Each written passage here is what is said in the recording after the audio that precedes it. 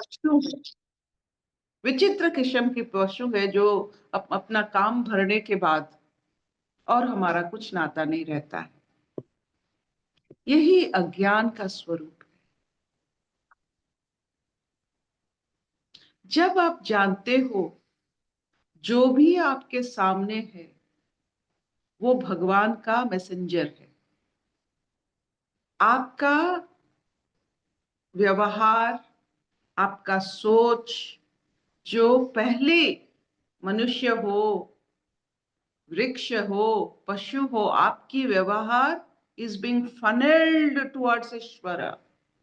आपका सोच, आपने कुत्ते को देखा, रास्ते में आपने कुत्ते को देखा, कुत्ते के साथ आपका व्यवहार इज अ फनेल टू ईश्वर।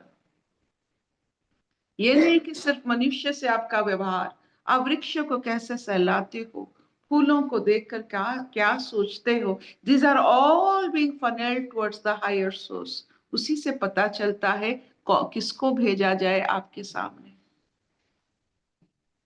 आपके सामने सबको भेजा जाता है, वो आविर्भाव होते हैं आपके सामने आपके व्यक्तित्व के कारण, आपके विचार आचार के कारण। आपके सामने के इंसान आप ही का सोच से बनाया हुआ एक ईश्वर दत्त है। अगर आप ये नहीं समझ पाते हो दैट एवरीथिंग, आपकी हर सोच, हर व्यवहार ईश्वर तक पहुंचता है, इसमें कोई भूल नहीं है। आपने एक कुत्ते को देखा, उससे कहा, वो आपको ऐसा देख रहा है, बिल्ली को देख रहे हो, चूहे को देख रहे हो, आपकी हर चीज को देख रहे हो, पत्ते को देख रहे हो, गिरते हुए पत्ते से आपने क्या बात किया, ये सब it is how your total, आपका ये जो आप अंदर व्यवहार तेरे करते हो, मकान बनता पे क्या याद भी इसमें तेरे माँ पे को अंदर का ना बना देता।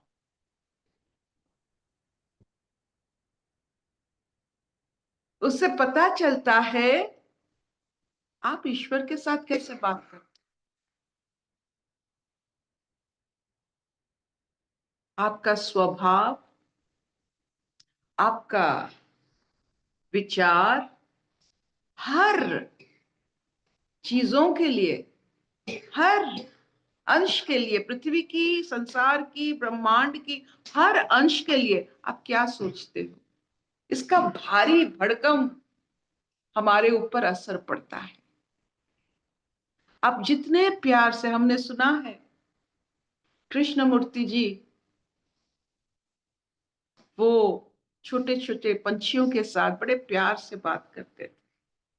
वो मूर्ख थे क्या? हम तो बात ही नहीं करते कौवे से। हमने कभी पवन से, जब भी एक हल्का ठंडा पवन हम में लग गया, कभी शुक्रिया अदा नहीं किए वो पवन को। हमारी सोच ऐसी है। जितना आप सूक्ष्मता में, आप ईश्वर के ज्ञान में भरे पड़ेंगे, आप देखोगे you can communicate with each and everything. आप में और उसमें कोई फर्क नहीं। आप जैसे दो हिस्से हो ईश्वर की, चाहे वो पत्ता हो और आप हो, उसमें कोई फर्क नहीं पड़ता है। आप जानते हो आप एक ही हो। क्या हम ऐसे हैं? ये ज्ञान है। जब आपकी स्वभाव, आपका स्वरूप, आपका आचार व्यवहार सब में आप ऐसे दायित्वपूर्ण बन जाओगे कि हर चीज ईश्वर के साथ नाता जोड़ता है। हमारा अज्ञान से हम नाता तोड़ देते हैं, हमारी अज्ञान उसका, लेकिन हालांकि सब बंधे हुए हैं ईश्वर के साथ, हमारा अज्ञान उसे देख नहीं पाता है। इससे, इसीलिए ना खुद से हम नाता जोड़ सकते, ना किसी और के, ना संसार की कोई भी वस्तु से आप नाता नहीं जोड़ पा रहे हो, इसीलिए कि ये हमें ज्ञान नहीं है कि सबका दाता ईश्वर है। सब जुड़े हुए हैं, वो पत्ता भी, वो हम भी, वो कुत्ते भी, वो वृक्ष भी, वो जल भी, सब जुड़े हुए। तो आप में उसमें क्या अंतर है? ये ज्ञान है।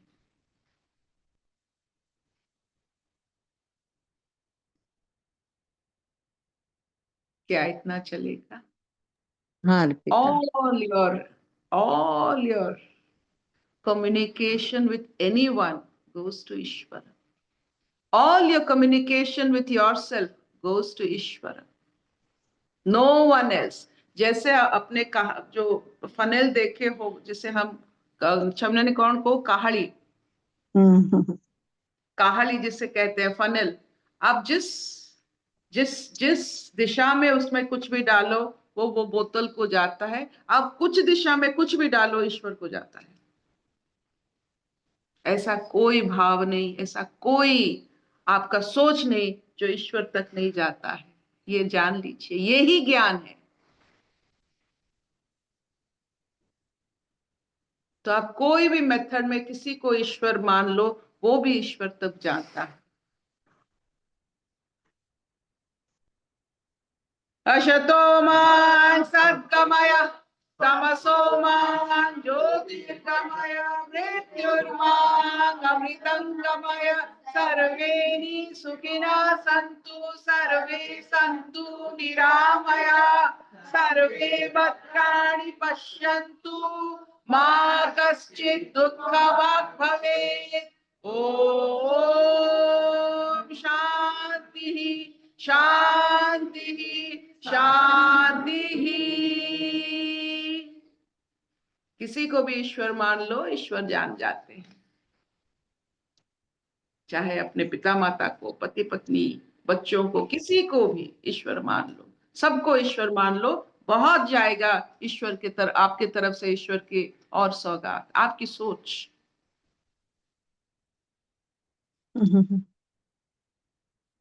किसी को कुछ कहना है?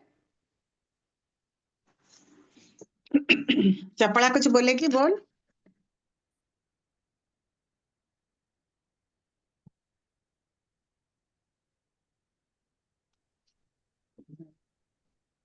नहीं, वो ये समझ गए कि जब हम ईश्वर से जुड़े रहते हैं, ईश्वर के प्रति ज्यादा अटैच हो जाते हैं, इन्वॉल्व हो जाते हैं, वही एनग्रॉसमेंट विथ ईश्वर जब हो जाते हैं, तब सब ईश्वरमय और ईश्वर हो जाता है। और जिसको भी देखते हैं उसके अंदर हम ईश्वर को देखने से जो भाव, वही भाव भी आ जाता है। तो ऐसे ही रहना चाहिए कि जब किसी, आज की जो चर्चा हो रही थी कि जिसके साथ भी कोई बर्ताव करते हो, वो बर्ताव भी, कम्युनिकेशन भी ईश्वर के तरफ जाता है। तो ये जब सोच लेते, ये ज्ञान जब समझ में आ जाता है, तो किसी के साथ बुरा बर्ताव नहीं हो सकता। सबके साथ तुम बर्ताव भी ठीक से करोगे, क्योंकि वो ईश्वर है। बच्चे के साथ सबसे बड़ा, हमारे बच्चों जैसे इंसानों के साथ भी बहुत सुंदर हमारा सोच होता है। जब हम माँ बन जाते हैं तो खुद ईश्वर बन जाते हैं, और जब ईश्वर कुछ करते हैं उसमें ना कुछ बुरा होता है ना कुछ अच्छा होता है, जब आप माँ बन जाते हो। ये एक बहुत बढ़िया शॉर्टकट है।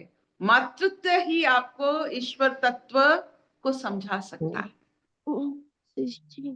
जैसे माँ अपने बच्चों की कान खींचकर देख चांटा मारती है, वो ईश्वर को सही करवाती है।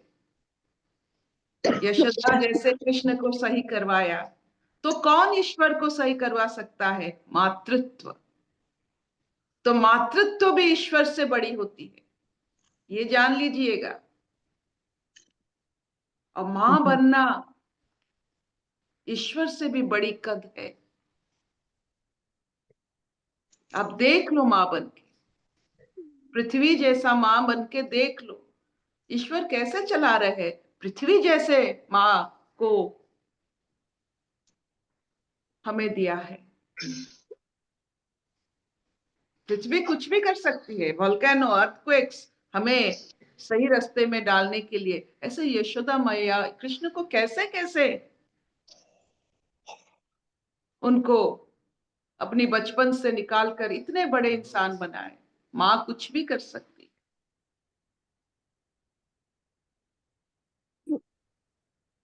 Thank you mama, thank you.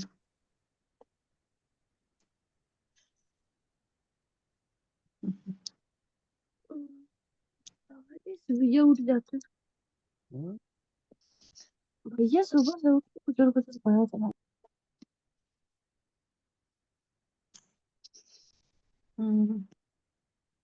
यही समझ ही ना हमको हमारे अंदर में आनंद पैदा कर सकता है। हम अपने अंदर इसी समझदारी से ही हम अपने अंदर आनंद पैदा कर सकते हैं, नहीं तो there is no other way, और कोई तरीका नहीं है चपड़ा। यही समझ के थ्रू ही हम हैप्पी रहेंगे। हम जो सोचते हैं कि हमारा पति बच्चे जो भी हमारा बाहर का ये सारा देगा, बाहर से मिलेगा, कोई पर्सन हमको देगा, ये असंभव है। यही समझ के साथ हम कनेक्टेड सही दिशा से होने से सही माने दिस इज द सही समझ। ये सही समझ ही श्रद्धा, नहीं तो होगा नहीं। हम सब मानते हैं, एक सत्ता सामान्य को मानते हैं। हम कहेंगे ऊपर वाला करता है, ऊपर वाला कोई है, माने सत्ता कोई है, कोई शक्ति है, ईश्वर है, भगवान है, मंदिर वगैरह जाते हैं, हम ईश्वर को मानते हैं। लेकिन यही बातें अपने अंदर से शुरू होगा, ये कोई नहीं समझ पाता और मान नहीं पाता। दैट मान्यता, यही समझ के साथ ही अपने अंदर परमात्मा तत्व ज्ञान का मान्यता आ जाना ही अनकंडीशनल एक्सेप्टेंस, पहले अपने आप को। और ये बातों के लिए जानने के लिए जितना इश्क होता है, श्रद्धा क्रिएट होता है, समझी? तो हम इंटरकनेक्टेड, कैसे? ये ज्ञान चाहिए, ज्ञान से फिर मान्यता हो जाता है, समझी? समझ में आया? नहीं तो होगा नहीं कुछ। वही मैं तुम्हें बता रही थी ना संक्रांति के दिन, कि मुझे जो आनंद मिला ना तुम्हारी बात मानकर, मैं कहाँ से ताकत आ गया, मैं कुछ नहीं करती थी, और मैं रसोई को भी नहीं बनाने दी, मैं खुद बना के सबको दी। मुझे बहुत अच्छा लगा उस दिन। सब वही सत्ता से होते हैं। हमारा जो व्यक्तिगत आत्मा, आत्मा पहले प्योर है, अभी हम फंसे हुए हैं। वो आत्मा, एक इंडिविजुअल आत्मा अभी पॉल्यूटेड है, माने क्या हो गया, आवरण में आ गया है। वो आवरण आ गया है अज्ञानता बस। और ये अज्ञान वाला आत्मा अहंकार कहलाता है। समझी? इसलिए हर व्यक्ति अभी अहंकारी है। क्यों? क्योंकि अभी प्योर नहीं है। और सारा सत्संग चलता रहता है, ये अज्ञान कैसे? तुम्हारा पैटर्न, तुम्हारा टेंडेंसी, तुम्हारा जेनेटिक, तुम्हारा संस्कार हिसाब से तुम ऐसे बन गए हो। तुमने सारा नामो रूपो आकार विकार को आदर्श बना लिया। ये गूढ़ ज्ञान, ये इंटरकनेक्टेड लोग गहराई में हमारा संबंध को कोई बताता नहीं है, कोई फोकस नहीं करता है, कोई समझता नहीं है। हम सब भिन्न भिन्न कोषों के द्वारा, गुणों के द्वारा आवरण में फंस गया है व्यक्ति। जो पंच कोश वो आत्मा के ऊपर आवरण है, तीनों गुणों आत्मा के ऊपर आवरण है। पहले जब भी महामाया, जिसको महामाया कहते हैं, जब भी प्राकटीकरण हुआ, वो महामाया में गुण भी नहीं था, प्योर था वो। ग्रेजुअली ऐसे ही सारा इमोशन, ये सारा पैटर्न आता गया ना, उसके साथ आइडेंटिफिकेशन हो गया, अहंकार बना है, अज्ञान हो गया। वो चेतना जब भी आइडेंटिफाइड ओनली विथ दिस गुण, दैट इज अहंकार। यही गुण, सारा पैटर्न, तुम्हारा टेंडेंसी, तुम्हारा संस्कार जब डिजल्व हो जाएगा, वो हो गया प्योर आत्मा, प्योर कॉन्शियसनेस। समझी? दोनों, ये आत्मा और अहंकार दोनों प्रकृति है, बट एक अज्ञान वाला प्रकृति, एक ज्ञानो प्योर प्रकृति। समझी बात को? ये ईश्वर तत्व वननेस को ही समझाता है कि जिसको भी तुम देखते हो, जिसके साथ जो बढ़ते हो, ईश्वर तक जाता है। तो no, there is no question of any other. ईश्वर डेफिनेशन वेदांत हिसाब से ईश्वर इज 80% प्यूरिटी, 20% प्रकृति रहेगा। समझी? तो माया सहित इज कॉल्ड ईश्वर, माया रहित इज ब्रह्म। प्योर आत्मा ईश्वर है। समझी बात को? वो प्रकृति के साथ है 20%, लेकिन प्योर है। 80% प्यूरिटी आ गया। ये 20% नहीं होने से और तुम प्रकृति में जिंदा नहीं रह सकते हो। ये बातें बोलने के, करने के लिए, समझने के लिए तुम नहीं कर सकते हो। जरूर बोलने के लिए तो इम्प्योरिटी आ गया, बोला तो आ गया। ये समझ के साथ फिर आत्मा वननेस के साथ, तू जो अभी बोली ना, वो इसी समझ के साथ वननेस के साथ होता है। वही मैं ही हूँ, मेरा इंटरकनेक्टेड वही चेतना है। वो भी अभी फंसा हुआ है अपना टेंडेंसी और पैटर्न से, मैं भी अभी फंसा हुआ था, but by the grace of my सदगुरु नाउ आई अंडरस्टैंड। मेरे को समझ आ गया। दैट इज द ओनली साधना, और कुछ नहीं। अहंकार भी प्रकृति का पार्ट है, आत्मा भी प्रकृति का पार्ट है, किंतु ये अज्ञान को समझ जाता है अपने ऊपर दृष्टि आने से। यही सारा तुम्हारे अंदर ही प्रकृति में महामाया का सरस्वती, लक्ष्मी एंड काली, ये तीनों, वो ज्ञान, भक्ति, कर्म जो भी आया है वो सब मिलावट होके ऐसे प्राकट्य हो गया है। फिर ये जब प्योर हो जाएगा फिर महाप्रकृति हो जाएगा, महामाया। लेकिन वो चेंजेबल, प्रकृति ऑलवेज चेंजेबल। समझ आ रहा है?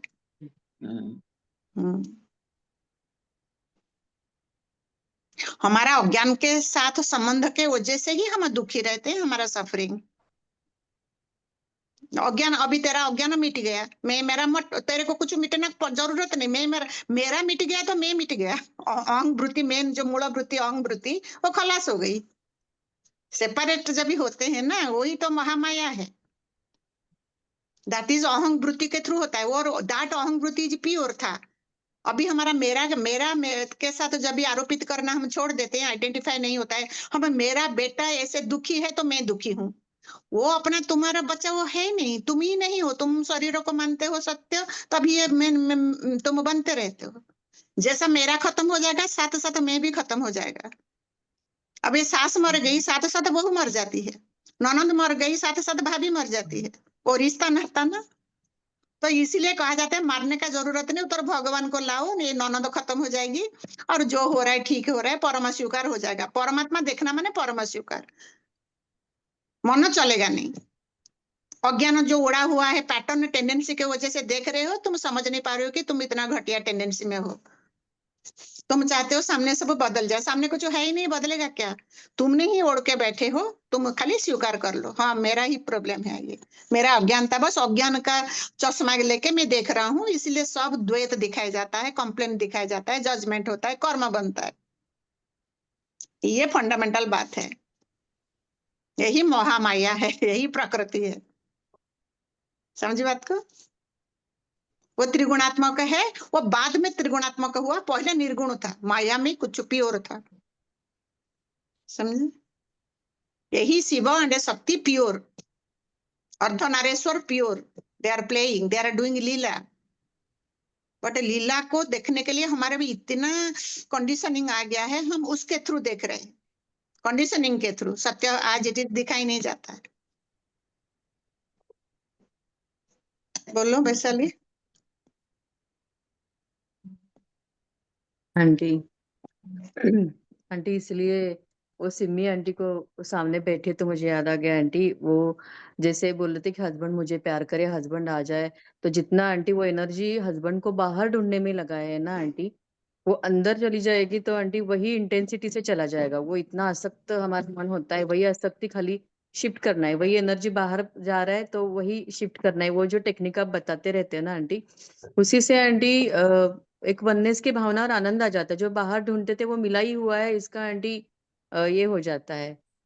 तो फिर हाँ आंटी, और वो अभी ये भी पता चलता है कि जो पूजा वगैरह सब लोग करते हैं ना अज्ञानता पूर्वक वगैरह, तो पहले तो समझ में नहीं आता था, ऐसे ही एक रिचुअल करके सब करते थे आंटी। तो अभी एकदम क्लियर समझ में आता है। जो लोग ऊपर ऊपर आंटी ये भगवान का करते हुए दिखते हैं, सब कपड़े बदल रहे, क्या क्या कर रहे, भावुक हो रहे, नाच रहे, तो उनका सारी धारणाएं आंटी डर के साथ जुड़ी होती है। भगवान का एक करेंगे ना तो ऐसे हो जाएगा, ऐसा करेंगे ना तो ऐसा हो जाएगा, नहीं तो अभी हैबिट वश कर रहे। तो वो जब भगवान की पूजा बंद करेंगे तो आंटी उनका सही में ना क्या क्या डाल के रखा है उसमें दिखेगा, वो डर, बंडल ऑफ डर दिखता है आंटी।